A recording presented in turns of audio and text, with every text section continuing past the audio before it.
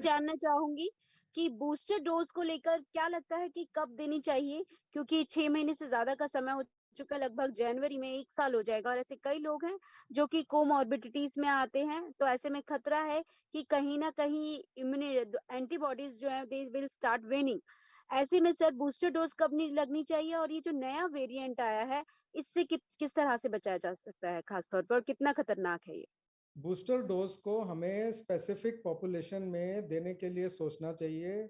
उसके लिए हमें इमीडिएट स्टडीज करनी चाहिए जो रिजल्ट बताएं कि 60 साल की उम्र से ज़्यादा, 70 साल की उम्र से ज़्यादा इम्यूनोसप्रेस्ड पेशेंट जो हैं उनमें, कैंसर पेशेंट्स में, किडनी डिजीज के पेशेंट्स में इम्यूनिटी लेवल्स क्या हैं, और उसके बेस पे, उसके आधार पे हम अगले 1 महीने में तय करें कि हमें किन किन को देने की ज़रूरत है।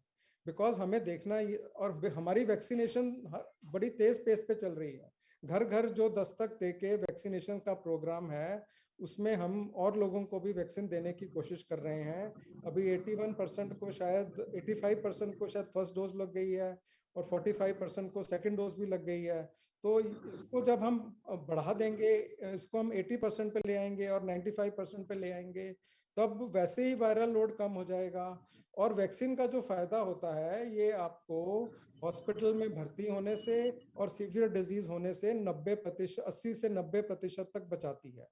मास्क आपको 50% बचाता है और वैक्सीन आपको हॉस्पिटलाइजेशन और सीवियर डिजीज होने से 80 से 90% बचाती है। तो हमें जो सर ये जो नया वेरिएंट है ये कितना खतरनाक है सर, और किस तरह से बचा जाए? देखो, नए वेरिएंट्स आएंगे, कुछ अच्छे होंगे, कुछ बुरे होंगे। और ये जो नया वेरिएंट है, ये वेरिएंट कहते हैं ज़्यादा ट्रांसमिसिबल है, इसमें म्यूटेशन ज़्यादा हैं, ये न्यूट्रलाइजेशन कम, एंटीबॉडी से की जो है उससे न्यूट्रलाइजेशन कम होती है। तो ये वेरिएंट थोड़ा ज़्यादा सीरियस है, लेकिन वहाँ लोकली अस्पतालों में कितना ज़्यादा बर्डन बनेगा, कितने ज़्यादा सीवियर डिजीज होगी, वो हमें देखने की ज़रूरत है। और वैक्सीनेटेड जो लोग हैं उनमें कितनी सीवियर डिजीज होगी, कितने अस्पताल में जाएंगे वर्सेस जो नॉन वैक्सीनेटेड है। तो इसीलिए यूनिवर्सल वैक्सीनेशन की जो हम बात कर रहे हैं, अभी साउथ अफ्रीका में 28% वैक्सीनेशन है, बोस्टवाना जहाँ दूसरी कंट्री में आया है वहाँ 20% है। तो हमें वैक्सीनेशन को बढ़ाना है, हमें वैक्सीनेशन को बढ़ाना है यूनिवर्सली, ताकि हम लोगों को अस्पतालों में ना भर्ती हो, सीवियर डिजीज ना हो। अगर सिम्टोमेटिक डिजीज होती है तो मास्क पहन के हम उसको रोकें। तो बेसिकली हमें अपने चारों तरफ कोविड कवच बनाना पड़ेगा। हमें मास्क पहनना पड़ेगा, सोशल डिस्टेंसिंग रखनी पड़ेगी, हमें अर्ली टेस्टिंग करनी पड़ेगी, टेस्टिंग की मात्रा को हमें बरकरार रखना पड़ेगा, और उसके बाद हमें वैक्सीनेशन की 2 डोजेस पूरी लगानी पड़ेंगी, और बूस्टर डोज जिनमें ज़रूरत है जो स्पेसिफिक ग्रुप्स में उनमें लगाना पड़ेगा।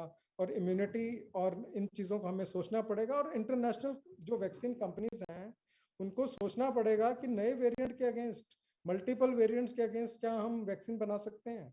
जैसे इन्फ्लुएंजा में, फ्लू में 4 स्ट्रेन की वैक्सीन होती है और हर साल चेंज हो जाती है as per variant, as per the strain.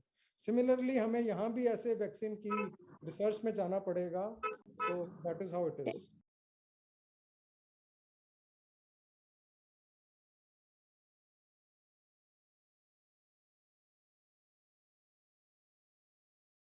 देश बनता है अपने नागरिकों से, ऐसे नागरिक जो अधिकार के साथ कर्तव्य पर भी ध्यान दें, जो सच्चाई का आदर करें लेकिन असत्य से लड़ना भी सीखें, जो सिर्फ जानकार न बने बल्कि जागरूक भी रहें। इस काम में TV9 डिजिटल है आपका मददगार लगातार, ताकि आप भीड़ का हिस्सा न बने बल्कि राह दिखाएं भीड़ को।